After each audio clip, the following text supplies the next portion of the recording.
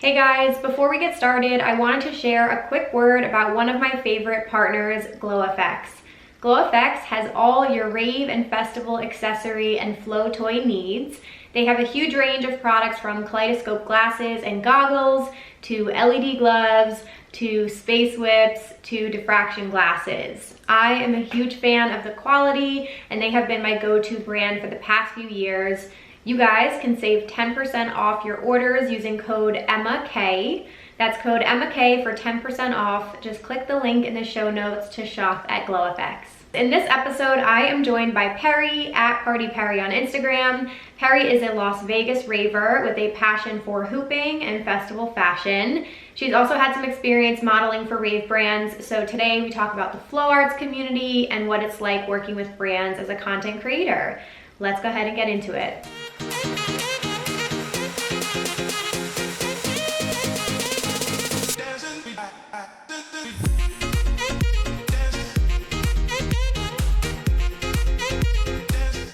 Hey guys, welcome back to Rave Culture Cast, your weekly guide to the EDM community, music festivals, and more. Welcome. How are you guys doing? If there are any new listeners, what is up? I am so excited to have you. You guys, something very exciting happened yesterday that I have to talk about right off the bat here because I'm freaking out. So yesterday I'm just, I'm on Twitter, I'm on the Rave Culture Cast account, and I see something in my mentions and I'm like, wait, what the fuck? And it's Spotify podcasts sharing, I believe it was last week's episode, yes, with Vibe with Aid, the How to Budget for Music Festivals episode, basically recommending the podcast for music festival tips and budgeting tips. And I nearly passed out. Like, that is such a huge deal.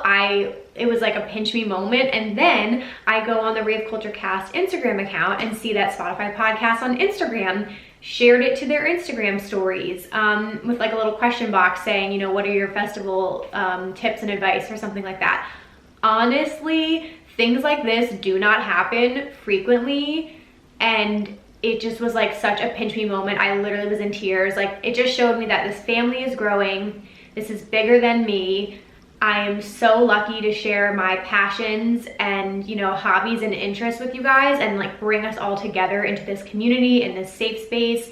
And I just was like, oh my God, we're doing this for the rave community. Like, this is so cool that Spotify, the platform, recommended this podcast. So I can't thank you guys enough for listening to this podcast. Again, if any of you are new and you came in through that recommendation, welcome. I'm so excited to have you here.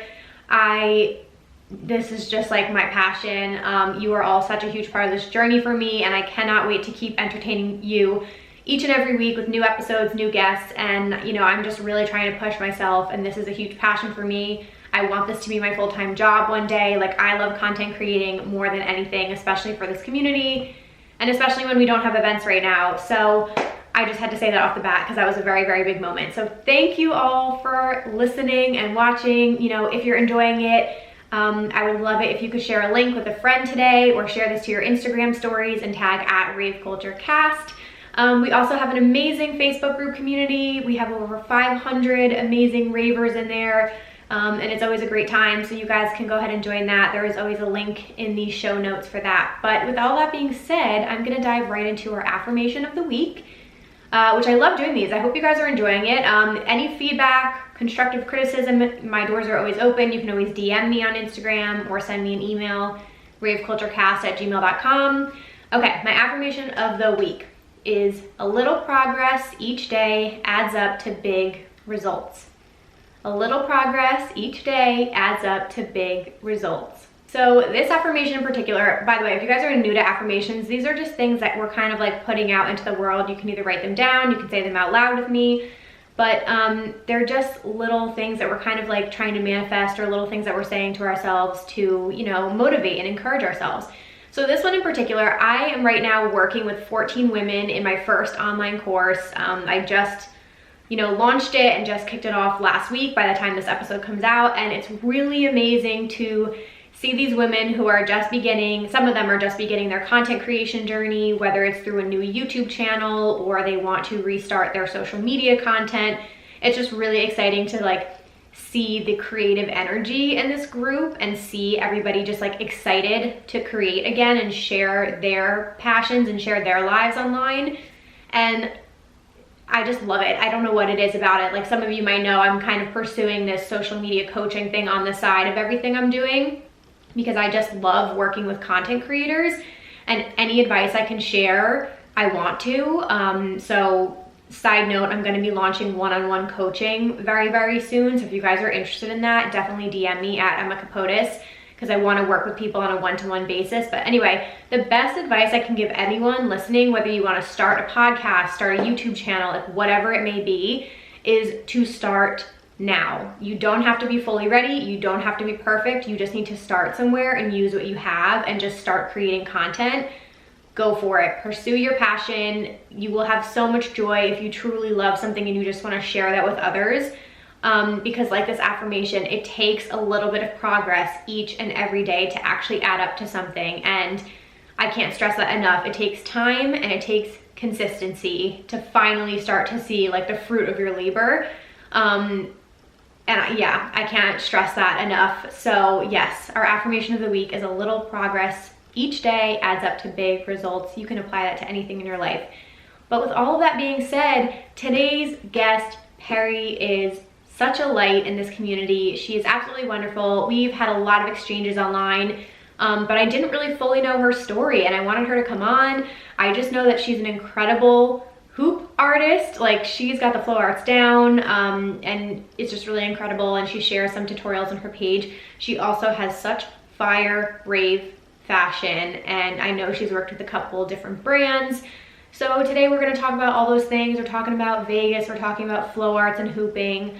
We're going to talk a little bit about Rolita Couture and just what it's like working with brands and any advice she has on that for aspiring influencers or content creators and all that good stuff. And then there's of course a bonus interview which will go up tomorrow on the YouTube channel, so definitely check that out. You can connect with her at Party Perry. It's Perry with 2 Y's at the end. And with all that being said, please join me in welcoming Perry to the podcast. All right, so tonight I have a very special guest on the podcast who we haven't met in person yet, but I'm super excited for her to share her story with you guys tonight, and you guys can get to know her a little bit better. You might already recognize her from Instagram and all her amazing rave fashion pics. But Perry, welcome to the podcast. Thank you for being here. Thank you for having me. I'm super hyped to be here with you today. Yay. Oh my gosh. Well, before we get started and jumping into your whole story, could you do a quick introduction to yourself, who you are, where you're from, and what you do? Yeah, my name's Perry. I'm from Las Vegas. I'm 25. I'm currently working in healthcare right now. I just took my LSAT last weekend. I'm applying to law school.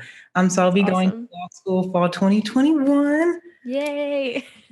All good vibes in for me for applications. Mm-hmm. I've been raving since literally the day I turned 18. Just living in Vegas, I always knew what EDC was. And I would always watch live streams. Me and my mom used to watch live streams together when I was in high school. So just like the moment I turned 18, I was like, I'm ready for rave. Let's go. And it's love with the community ever since. Wow. Do you think because I actually have some questions. I love Vegas. I love all my Vegas ravers. I love going to Vegas. Do you think because of like where you grew up, you were into EDM, or like what got you into electronic dance music in the first place? I really think Skrillex, because Skrillex was the first EDM artist on the radio. And that was like when I was like started to drive, like I was 17, I was driving and Skrillex was on the radio, and like Cinema came out, and it was just so hard not to love dance music at the time. And then of course, like the club scenes, there's like DJs. So I always knew what DJs were out there. And just realizing, I think it was the EDC movie on Netflix, and I watched it and I was like, wow, this is a lot of stuff. Like this seems amazing. And then just had to go. Yeah. Oh my God. I love it. And so I was like doing some digging. You went to the University of Las Vegas too, right? Yes. Oh my God. What was that experience like? It was fun. It was crazy. I wasn't in any Greek life. I wish I was to get like that full experience. But my college experience, I worked at the gym on campus. Okay. did 4.5 years. You finish when you finish. But that was the best. I met so many great people. But we always had something going on. I feel it was nice. UNLV is literally like a mile from the strip. Right. Oh my God, I cannot even imagine. So did people like, I mean, it's a pretty big school. Did people go out in Vegas, or is that not a thing? You just stayed on campus pretty much? I still live at home. I didn't live Yeah. on, but I feel like a lot of locals, they don't live on campus. Right. We would still go out. Like when me and my friends, when we all turned 21, we were like going to bars every weekend, like getting guest lists to all the Yeah. clubs. Always had that excitement. Like, I can't wait to be 21. And growing up in Vegas, not being 21 sucks. There's Oh nothing. my God. Yeah, I cannot even imagine. That's insane. And so what made you want to go to law school? Everything last summer with Black Lives Matter and all that movement. My grandma's a lawyer, and I never wanted to do that. I'm like, Wow. oh, I want to do something else. And then, just realizing like my own privilege of, being able to go to school and having my bachelor's degree. And I just feel like going to law, it will help me help other people. I feel like that's my purpose. More valued in law. Wow. That's awesome. That's so cool. Yeah. Cause you said you're in healthcare now. So I was just curious, like what made that switch? Okay, nice. And so are you trying to stay local, or are you applying to schools everywhere? I want to stay local because my family's here, my man's here, my job's Yep. here. So just Got it. Okay. Fingers crossed for you. I can't even imagine how hard that testing was. Okay. So I want to ask obviously about your whole raving story. You told us a little bit about like when you got into it, but can you sort of take us through your whole, evolution? Like what was it like when you first started? Were you going to shows locally? Was it bigger music festivals? Like how did you really get involved in the scene? yeah. So my first rave, I think I like just turned 18. It was Life in Color, Bro Safari. And I did a rave for like a full year. And then I got into college, and going to college, everyone was like, I'm going to EDC and meeting more people. There's a local event company called Ravelation. And Ravelation, they have just so many events every single weekend, like literally every single weekend, they have something going on. So meeting through college and be like, are you going to this Revelation event? And I went to 3 or 4 Revelation events, and I was like, I have to go to EDC. It's done. I need to buy my EDC. I like put the EDC like on my credit card. I was like, I'm going. Yep. Nice. Oh my God. How many have you done? Do you go every year? I've been to EDC 5 times. I didn't go obviously in 2020, and then I didn't do 2019. 2019 was the last year that I have since I was 19. I just want to explore more festivals. I really want to do Groovy Cruise. That's like my dream festival would do. Ooh. Yeah, that's such a good one. Oh my God. Yeah, because that's going to be January 2022 that they just announced that that's going to happen. Did you buy tickets yet? No, I'm scared to buy tickets. Yeah. Yeah. I feel you on that. But no, that's such a good one. I think the cruise, I was watching somebody's YouTube video. I think it was BB Howell's video today, and she was talking about cruises. And I feel like I slept on those. And obviously now we don't even have the opportunity to do them. But I so wish I would have done one before. I've heard nothing but good things about Groove Cruise. You'd probably absolutely love that. And raving. It just seems like a really good time. All in one yet. What kind of music are you into? Who are some of your favorite artists? I'm a bass head. I wouldn't call myself a headbanger because I like to move like all parts of my body. Nice. Yep. Find me at a rail, like I'm in the back for sure. But hooping and doing flow arts really got me into house and deep house. So like everything. My favorite artists, I'd say my top 5 right now: Jaws, Zedstead, Son Holo. I love Son Holo. I really hope he performs at my wedding one day. That's amazing. Sudden Death and Snails. I'm a really big Snails. I've been to Snailtopia and Red Rock 3 times. Wow. Damn. Okay. Yeah, that's so funny. I feel like I kind of picked that up from your profile a little bit, but I love, because I would guess on your hours appearance, Totally. That's like totally judging. But I would think you're a house or a deep house like head, but not a bass head. That's fucking awesome. Oh my God. No rail for you at all? You never in the mosh pit? Oh, far away from the mosh pit.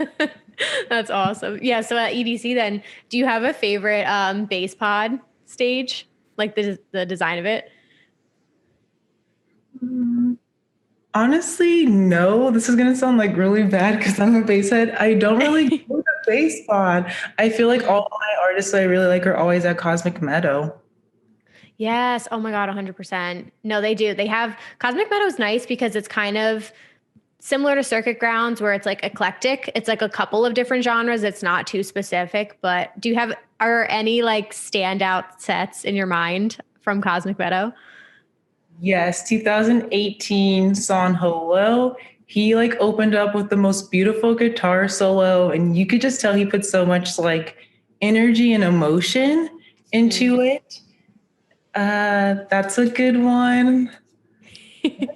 Another one. Anytime there's fireworks and being in the stands is amazing. Oh my God. Yeah, I 100% agree with you. I miss it so much. It hurts. Okay, you kind of touched on this a little bit, so I'm just going to just hop into the hooping questions. But so you have some amazing videos on your profile, which I love. You have some tutorials and stuff like that. But how did you first get into it? Like what made you decide to pick up a hoop and start hooping? I always wanted to be a flow artist just to like give back to the community.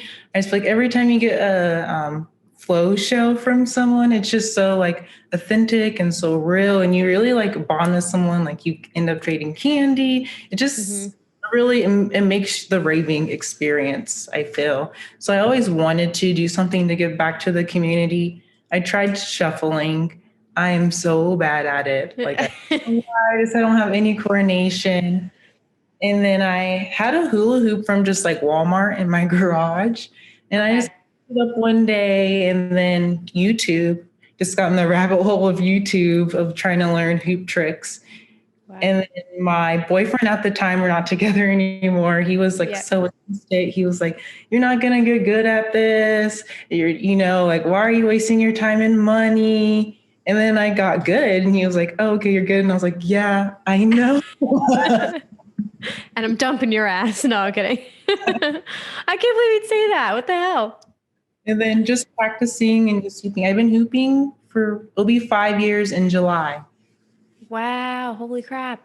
Oh my God. Yeah. So I was going to ask, in the beginning, is it just like a ton of practicing? Like, are you just doing it at home all the time, or were you bringing it to shows, like to every event you were going to as well? Hooping at home. I've only brought my hoop to 2 shows. Okay. It's just so big and I hate carrying it. Okay, I feel that.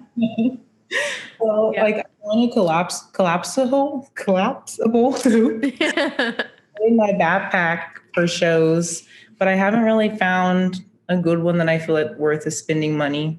Mm-hmm. Yeah. Right. I feel like it'd be good. Have you done any camping festivals? I've done one, Nocturnal. Okay. I was going to say that'd be like the only case if you could like maybe take it out, then go back to your tent, drop it off for a little bit. But I could see it's the same thing as a totem. That's why I've never brought a totem really. I'm like, I would get sick of holding this after a fucking hour. Yeah. And then I love hooping. It's definitely more of a home thing. I don't recommend hooping in your house. If you're a first time hooper, you will break some. I got yelled at a lot of times for throwing my hoop and breaking stuff in my house. So definitely. Oh my God. Damn. Okay. And so do you have any favorite, well, you kind of touched on it, but any favorite types of music to hoop to? Deep house for sure. I love AC Slater, that night bass. Mm-hmm. Label is really good. Chami and Mala. I love both of them together and separate. They're really Nitty Gritty. I've been really into him recently. He's a good mix of like bass to how he like did a remix of Love Shack, and it's amazing. I don't even know how a DJ could do it, but it's a really good remix. And he really like deep house Jaws. Well, those are really go-to hoop flows. I love dubstep, but it's just too crazy and too fast that I feel like I don't know what I'm doing and I just lose control of the hoop. There's something so, like you touched on it, like there's something so cool about seeing flow arts too at events. Like I totally think that it is such a huge part of the culture and it wouldn't feel the same if people didn't have like all the flow toys and things like that at events. It's just, I don't know, it's just so much a part of the culture. And you just made me remember a hooper at Base Pod in 2019 at EDC Las Vegas. I remember she was hooping to, oh God, I think it was Champagne Drip or something like that. And I was just so transfixed standing behind her. I think I was like watching her the whole fucking time. But I don't know, like, what do you think it is about hooping or other flow arts that's so like alluring, I guess you could say? I think because you don't see it anywhere else. Like, where else do you see someone like hooping besides like Las Vegas on like Fremont Street? Like something like orbiting or pulling. You don't really see it anywhere else in raving or besides like the raving community. Even Right. I feel like hip hop festivals or I've never been to Coachella, so please correct me, someone. I feel like they would even have a lot of flow arts at like Coachella. Like I feel like it's just more part of Right. the raving culture. Yeah, I would definitely agree with you. That's so true. Same thing with like the gloving and all of that stuff. I keep saying this on this podcast, but I just feel like everybody's had so much time to practice now. So I can't wait to see the skills at events when this is over because now there's going to be so many more glovers and so many more hoopers, I would hope. It's going to be awesome. Do you have like how many hoops do you have at home? Do you have like a favorite one to use? They're all my favorites. They're all my baby. I recommend when you get into hooping, do different sizes so you can just.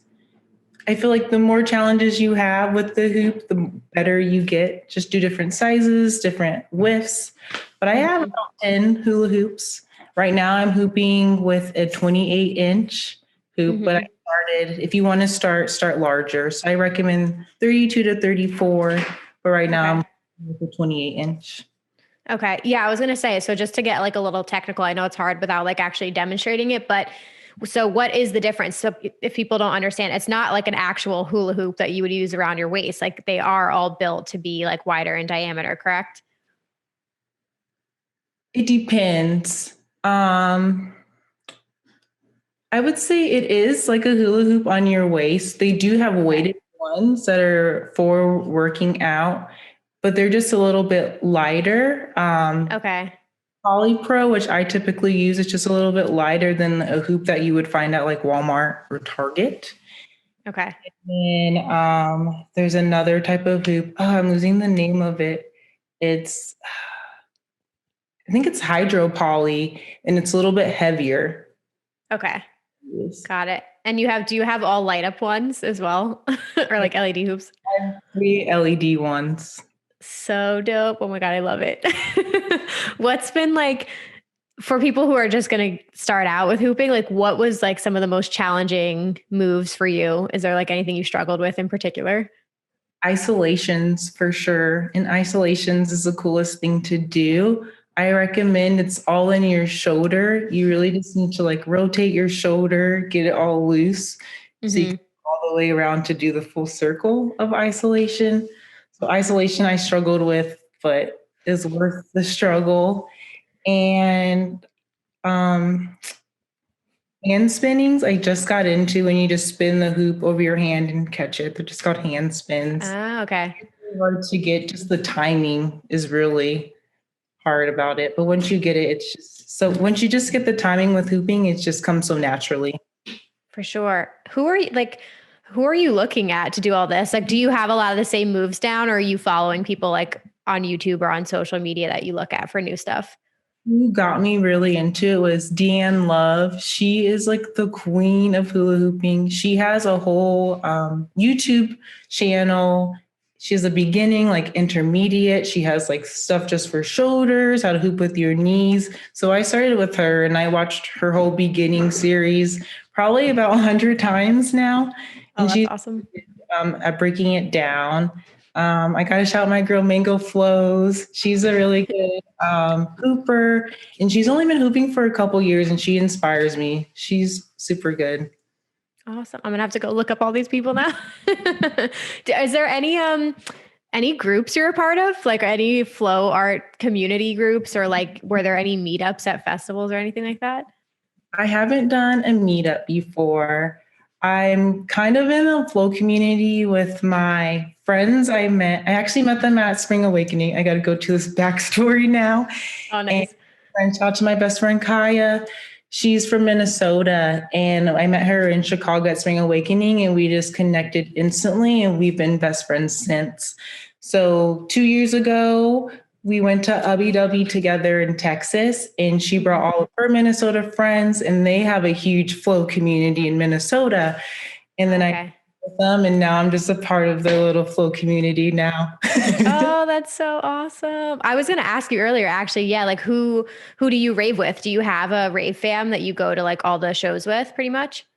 I have a little rave fam. Me and my boyfriend always go together. And then he has a roommate that raves, and then his roommate friends, they all rave. So we just pack the car and go. And do your thing, yeah. What was the last event you went to pre-COVID? Blunts and Blondes with Dirt Monkey in February. It's been almost a whole year since I raved. Damn. And I left early. I'm so mad. I know. There are so many things now that you're just like, I can't believe I did that. I think about EDC Las Vegas all the time. Like the 3 nights you're so tired. And I think we left at like 3:30 one night. And I'm like, why the fuck didn't I go see that set? I'm so mad at myself.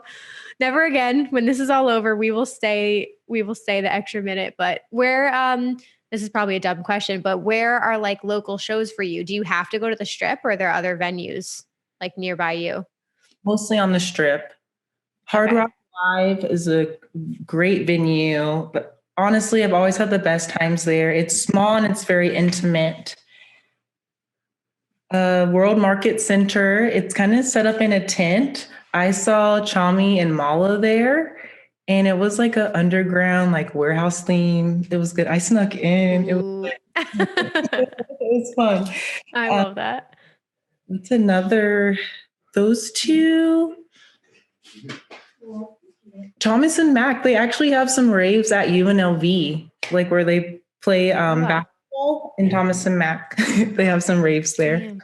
Yeah. Oh my God. Okay, that's awesome. Yeah, I was gonna say, ugh, I miss these shows so much. We'll have them eventually to go back to, but it's pretty cool that you're kind of like in such an amazing area for EDM in general. Like I'm sure the scene is so weird and different now, but how far are you located from the Strip? I'm about like 20, 30 minutes away. Okay. That makes sense. I feel like most people aren't anywhere near it, right? And then it's Henderson, and it's about 15, 20 minutes. It's all freeway. Okay, that's not too bad. So for EDC, when you go, were you just going home probably, right? Yeah, I would go home. I do the shuttles every year. I've never drove down. Nice. Like, that's a lot. Yeah. The traffic, no transportation option is like good with EDC. Like the shuttles probably got better over the last few years, but after the catastrophe in 2017, it's like, I'm taking a break. That was the only bad experience I had, to be Yeah. honest. They worked it out. Pasquale is the king. He always did. 100%. I know we stand Pasquale. Okay. Last few questions about hooping. Any advice for people who want to get into hooping? Videos are your best friends. Watch a lot of tutorials. Dean Love's a great one. Definitely start with a big hoop. 34 to 38 inches is great. Practice outside. Do not practice in your house. You will break something. Something. And then don't give up. It's going to be frustrating, and you're going to feel like that you're not going to be able to do it, but you will. It's just all about practicing. Put on your favorite song, go to a park, watch it. My favorite thing to do is watch the sunset. Just go to the park, watch the sunset, and just so pretty. And when, like, how often are you filming content as well? Because I know you have like a couple tutorials on your page, but is it like important to you to share those and like integrate that with the other content that you're doing? I want to start having like a mix of both. I had a couple of tutorials. I do have a couple of tutorials on my page, and I'm just not a good editor, I guess one would say. I just don't have the time, and I want put in the effort and put the time and put good content for hooping tutorials. But I want to be better and have a mixture of both. I don't want to have a separate hooping page. I just feel like that'd be already so hard to do content for one page. Yeah. No, it's totally a part of you. And yeah, in your content already, I would keep it together. You should go live. I would totally watch you just do like a 10-minute session. I just think it's so cool to watch, especially at night. If you have like the LED hoop, go live. Let us see one of your sessions. Last night was amazing. Oh, thank you. It's fun. I feel like it's like a little nerve-wracking at first, but it's good. People can watch them later too, which is always good. But I feel like with the flow arts, they're just, I don't know. I follow a lot of Glovers as well, but I think there's just something so cool about it. And TikTok. TikTok is a good place to be. More into TikTok for sure. I have a couple of videos. It's just so much easier to take photos of yourself than it is to make a video and edit. I feel you. I know. Well, so that you brought me to my next topic to address with you, which is all of your amazing at-home photo shoots that you've been doing. So we were talking offline a little bit, but what is the key to nailing down a good at-home photo shoot? Definitely prepare. I try to like put on my outfit and everything, figure out what facials I want to wear before. So I'm not like scrambling while I'm trying to take my photos, like, where's this? Does this look good? Did I add this? Just have everything together. Definitely invest in a backdrop. I didn't want to do it at first. I was like, I don't want to waste money, but it's definitely worth it. Like I've taken probably over like 20 maybe photo shoots now with my backdrop. So I've been like $1 less like per photo shoot. And the more I use it, it works out. Definitely invest in a ring light. You don't have to buy like an $80 ring light. You can get something on your phone. At first when I now have a really good ring light, but like at first I just had a $10 ring light that I just like attached to my iPhone. And I have one of those. Yeah, and just made it work. So you don't need huge, fancy, expensive equipment. Right. Yeah, I feel you on that. No, and the photos, I was going to ask you about your lighting because your lighting always looks so good in your pictures, but everybody's doing the best they can with, honestly, like it's been amazing to see everybody like step up and especially like to support the Rave brands as well with all of the collections that they're coming out with. How would you describe your style to somebody listening, your Rave style? That's a hard one. I would say edgy princess because I love all the black like looks with like chains and stuff. But I'm such a silly girl. Like my favorite color is pink. So I feel that. Well, it's good because it kind of like matches both sides of your personality. You got a little bit of the bass head in there. You got a little house vibes. And you can kind of rock it at anything. Do you have any favorite, I know it's hard, it's like picking a favorite child, but any favorite Rave brands or like festival fashion brands that you like to wear? Lita Couture, just because I love Rosa. I've modeled for them several times. They just have such a special place in my heart. Like we're now just good friends. They also live in Vegas. Yeah. So I just love them and the doing. Freedom Rave wear is always a good one. They always have. I love their swim line. Lost Swim. Never say Lost Swim. Yep. And then Britt Blossoms. I love her accessories. And then Nomad Candy. Shout out to my girl Lauren. Yes. Oh, I love that necklace. Seriously, no, they all have. I wanted to ask you about that. Yeah. So you modeled with Rolita Couture a couple times. One, how did that happen? Like, how did that come to be? And two, what was it like being a part of those photo shoots? Completely random. I honestly want to say that I manifested it. I didn't know Rosa at all. This girl named Heather, I met her at Phoenix Lights 4 or 5 years ago and came in town to Vegas for a photo shoot with them. And so I saw she was in Vegas and we've always, messaged each other, reacted to each other's story, just, catch each other's lives on social media. So she was in Vegas and I was like, hey girl, like I live in Vegas. I'd love to like see you again. And she's like, yeah, I'm down. We got tacos El Gordo. I met her, Rosa and Eric. We went on the Link, which is like the largest Ferris wheel in the world. Yep. And we've just been friends ever since. 2 weeks later, Rosa DM'd me and asked if I'd want to model for her.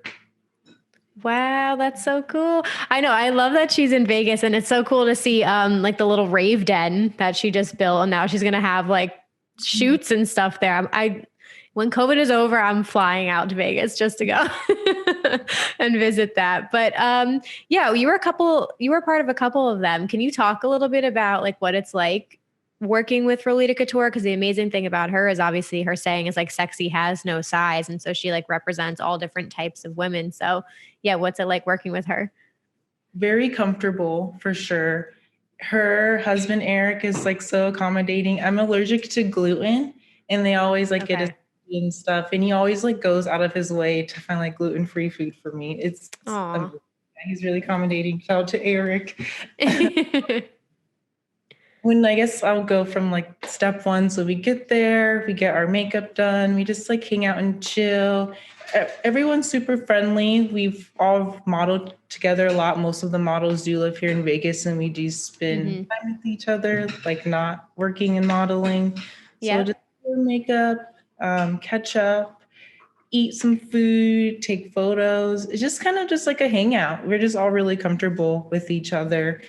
My photo shoot with them was really nerve-wracking, but I feel like the more you're in front of the camera, you just get more comfortable with yourself. Right. Yeah, I was going to ask you about like tips on that, but is that, you talked about manifesting a little bit. Is that a goal for you? Would you want to work with other brands as well? I do. Yeah. Like so bad. I've been like saying that like all this year I made a vision board for the first time ever. Ooh, I love it.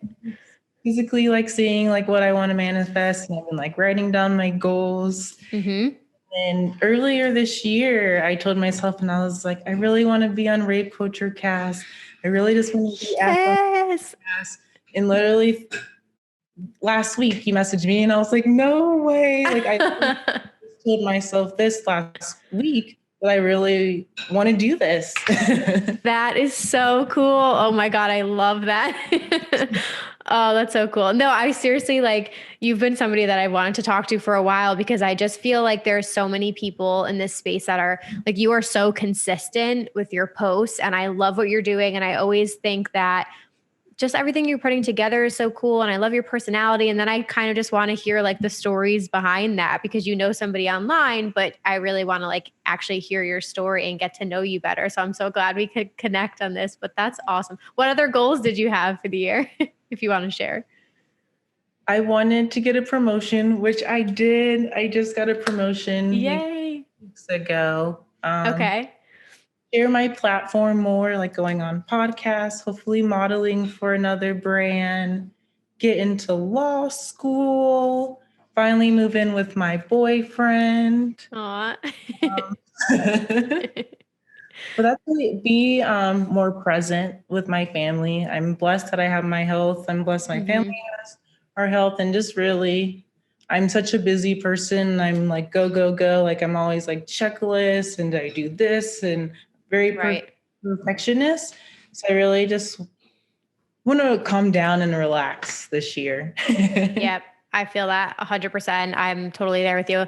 I love this. I hope you can look back on this and we can manifest this. And when you get into law school, be like, yep, check, getting everything off the list. That's so awesome. It does. I mean, obviously going into this year, it was like really difficult because it just becoming a new year is not going to change the situation of everything we're in. But at the same time, it is nice to have like a clean slate and to just say to yourself, okay, like moving forward, what do I want to accomplish? Like, what do I want my life to look like this year? And then just like roll with the punches from there. So it is nice just to like start fresh and kind of come into the year with new goals. I have one similar to you about being more present as well. Cause I feel like this whole past year, the days kind of just like blur into one another. And I feel like we're all just rushing for this to be over with so we can get back to like a normal life.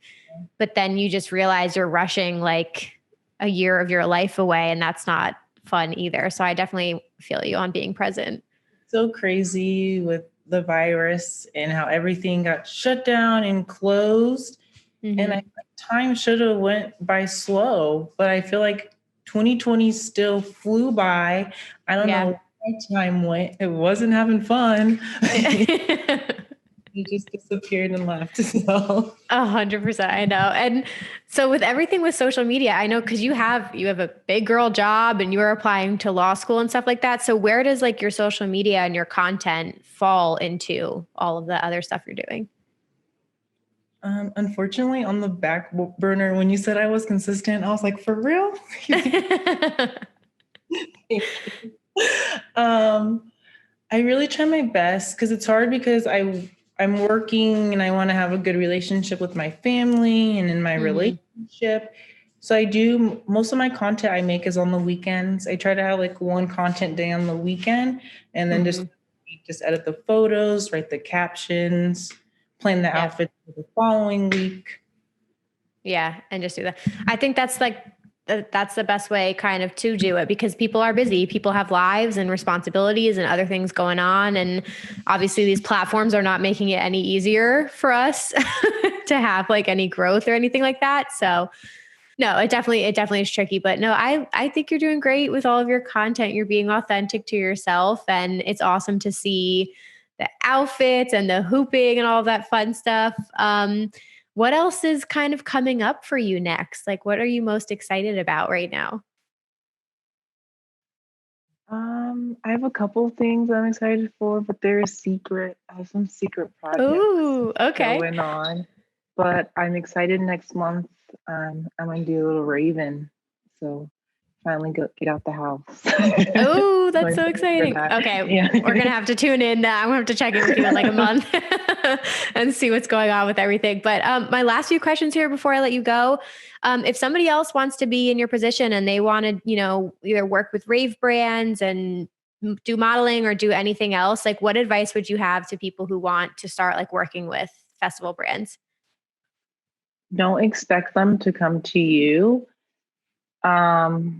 Besides that one case I mentioned with Rowita, she did come to me. But a lot of the brands that I work with now and the takeovers that I've done, I've reached out to those brands. Don't go to a brand and ask for free stuff. Buy the clothes first, take cute photos, but then reach out and introduce yourself. I've all the brand ambassadorships that I apply, like just don't go on the website and apply. Go in their DMs and be like, hey, I'm blah, blah, blah. I'm super interested. Do you have a brand ambassador? And they'll send you the exact same link that you would have done online. But at least you started that connection with them and they know who you are. You're not just a name on a piece of paper.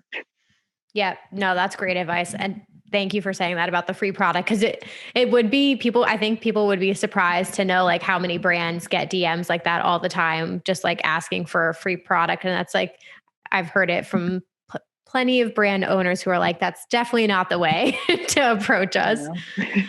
Oh my God, not fun at all. Do you have any brands that are like you or like dream collabs or anybody you would love to work with still? Dream collab. Ooh. Honestly, I haven't really thought about it.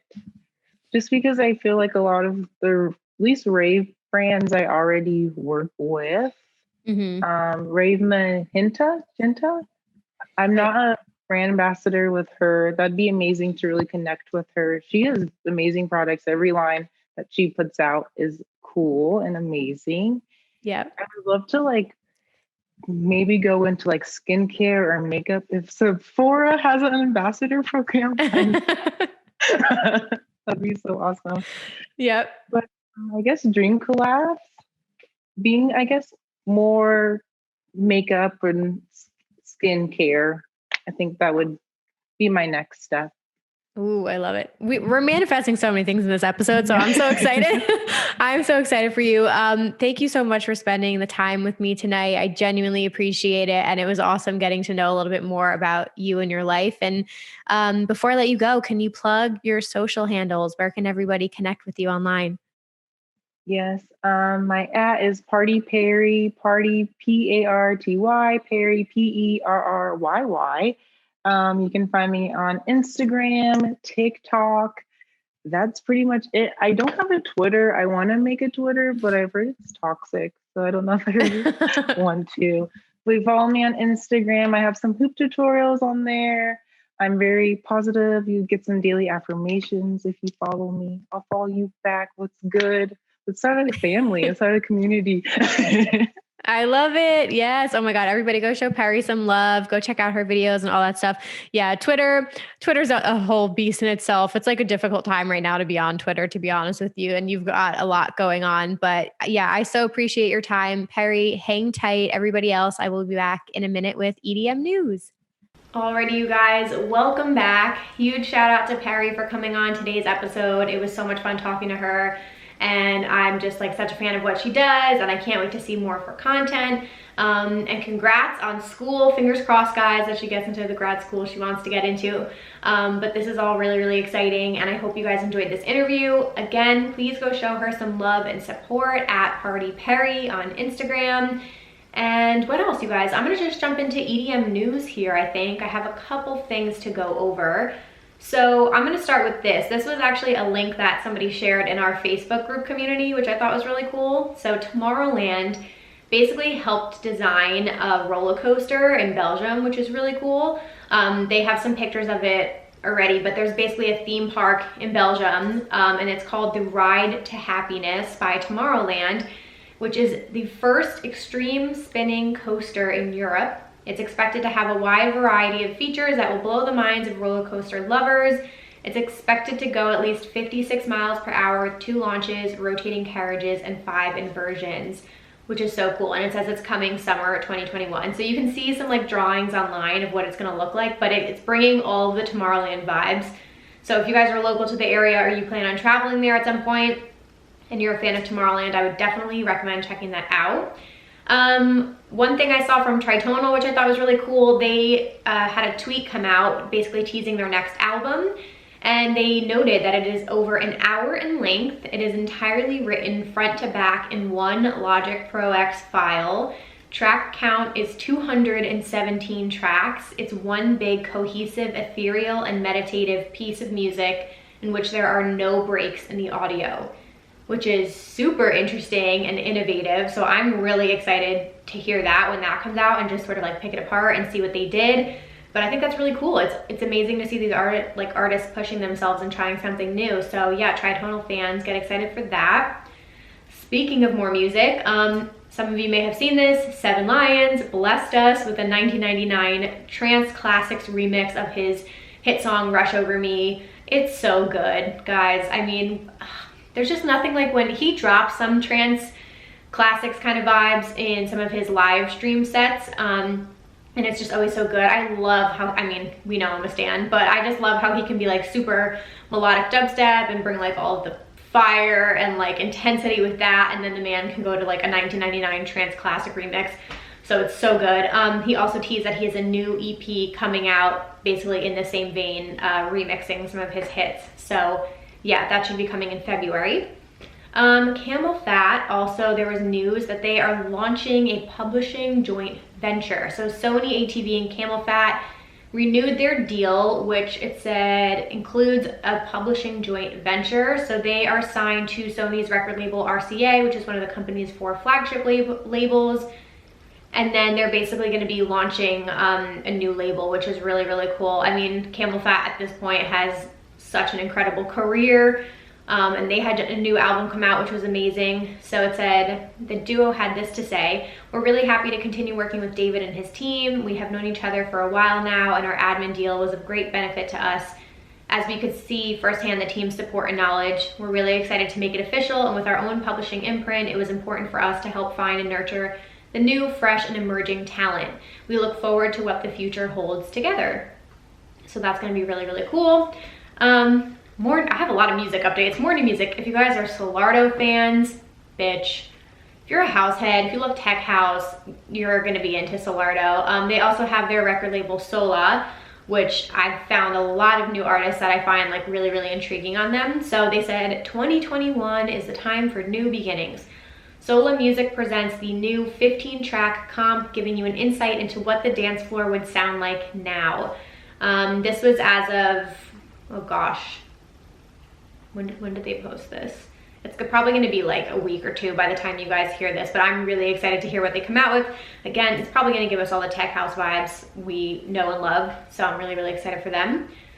Okay, some festival news. Actually, let me do my last music news. Excision fans, he just came out with a collab with Sullivan King called Unbound. Really, really exciting. I feel like all of the like metalhead dubstep fans are going to be a big fan of that. And Sullivan King is actually, he has an EP coming out as well, so that was really cool. Okay, festival news. So Glastonbury. I don't know if anybody listening has attended Glastonbury, but this is like a premier staple festival in the UK. And they unfortunately just announced that they are canceling their event for this year. No surprise there. I'm pretty sure COVID has been pretty rough in the UK. But needless to say, very upsetting to Glastonbury fans. So they said that they are going to be hopefully making a comeback in 2022, which I don't know. I'm not going to get too into it. This has like been long enough already, but it's just kind of becoming the trend this year already, where we're seeing events pushed to fall, or some of them are even saying like, we're scrapping 2021 altogether and we're just going to start over in 2022, which fair enough. But we will just have to wait and see. I get questions like on a daily basis of whether or not I think EDC Las Vegas is going to happen. And I can say I pretty much have the same information that you guys have. I would assume we are going to hear something as soon as they have an announcement, but unfortunately it seems to be that the vaccine rollout is going slower than we thought, because I remember they were saying like, oh, millions and millions of Americans will be vaccinated by the end of January, and it seems to be a little slower. And obviously the age range of people attending music festivals is going to skew on the younger side, and we are probably going to be some of the last people to get the vaccine. So I don't know. May might be too close to call for that size of an event. So we're gonna have to wait and see what happens with that. But anyway, I just got totally sidetracked. I will like, the minute I hear EDC Las Vegas news, you guys, you will be the first to know. Okay, we did get some Electric Forest news, not officially from the festival, let me be clear, but it was picked up by Festival, and then, you know, all the EDM news segments and everything, like news sites, ran with it. But basically the Rothbury Village Council, which is the local council there, the fact that people get like the records from this and like pay attention to the council meetings, like honestly good on you, it's like crazy. But basically they approved some dates in June for the festival to happen this year, and then they also approved alternative dates, August 12th to the 15th and August 19th to the 22nd. So just keep those dates open anyway in case you have tickets. But just because the council approved those dates doesn't mean that it will happen. Obviously, like a lot of things have to go right for it to happen. So I hope that we get an official update from the festival soon, because we don't even know the June dates yet. And like your girl has a wedding in the middle of June for my best friend. So I'm praying that they do not put Electric Forest on the same date as my best friend's wedding, because that would be tragic. Okay, I think the last thing I want to say is there is news of an Armin van Buuren ASOT festival coming in 2021. This is his staple, A State of Trance label. And so basically he just had his 1000th episode of his ASOT radio show, which was really cool. And then he announced that there will be, the first show will take place Saturday, September 3rd. Guys, I'm gonna butcher this. In its usual home of Jarlsberg in Utrecht? Oh fuck, I butchered that, sorry. And the second performance is the next day on Sunday, September 4th. So yeah, it's gonna be abroad, but if any of you guys like can travel for that, that's probably gonna be fucking amazing. So in order to gain access to the exclusive fan pre-sale that starts on January 28th, you can go to festival.astateoftrance.com/register. festival.astateoftrance.com/register to register for tickets. And then they go on sale January 30th at 1 p.m. Okay, so that's pretty much all my EDM news, guys. Whew, that was a lot. Now we're gonna get into my song of the week recommendations, and then we'll wrap this whole thing up. All right, guys, I have 3 different recommendations this week. So first and foremost, you need to listen to Vanessa's new song, "'Cause of the Beat." Guys, Oh my God, if you are a House fan, this song is such a fucking banger. I cannot even talk about it. It kind of gives me like tech house vibes, but with an edge. The song makes me want to act up. That's all I have to say. It gives me like club vibes. Vanessa has been somebody I've had my eye on for a while. She's an incredible house artist, so definitely listen to her newest track because of the beat. It's so good. Okay, Dimension is another person that I mentioned somewhat recently. I'm new to him as an artist. His new song, Alive, is awesome. I really, really love it. I just love what he's been doing. I don't know, he has such an interesting sound. You guys can let me know, DM me if you're a Dimension fan or if you've been like a fan for a while. But his song Alive has this like beautiful, ethereal kind of like trance vibes, but then the drops are definitely drum and bass. So I don't know, like if you guys are new to drum and bass, it's such a good intro to that, and it's such an interesting sound. Like I don't think trance and drum and bass is like a combination, but he makes it work. So I'm really, really into that. So check out Alive by Dimension. And then lastly, I really have been loving Blau's new song. I think it's amazing, and it's kind of got like, it's a good vibey house track. It's a little bit more melodic with some amazing vocals on it. I don't think I said the name of it. It's called Everything. It's Blau and Funk and Matt together. And Frawley is the vocalist, I believe. So yeah, it's a little bit more melodic, a little bit more down tempo, but still, if you guys like deep house, it kind of gives me those vibes. But yeah, it's just nice. It's a fun, vibey, more chill house track. So those are my 3 recommendations of the week. They're always linked in the YouTube video if you guys watch this on YouTube. But with all that being said, you know, I had a very long intro and outro this week. I hope you guys don't mind. A huge shout out again to @PartyPerry for coming on this week. I loved getting to know her and sharing her story with you guys. So I was super excited about that. Go show her some love and support. Check out her hooping and all that fun stuff. And again, I can't thank you guys enough for listening. If you are enjoying the content, something that would be a huge help would be to rate, review, and subscribe wherever you guys listen. I also have a merch line out, which I am such a big fan of. That is always linked in the show notes as well, you guys. So you can pick up a beanie or a long sleeve or a hoodie or a mug, whatever you're feeling. That is always linked there, and I appreciate the support. More to come on that. I have been sitting on more merch designs since the summer, I think. Like back when I first designed this core launch, which is basically the logo, I kept it super clean. I have designed a ton of other designs with like a bunch of sayings and things like that that are just like general for EDM fans and for ravers. So more to come on that. I just posted some polls on my Instagram stories. I will be doing another family Zoom call in February. So if you aren't already a part of the Facebook group, definitely go and join so you don't miss out on that coming up.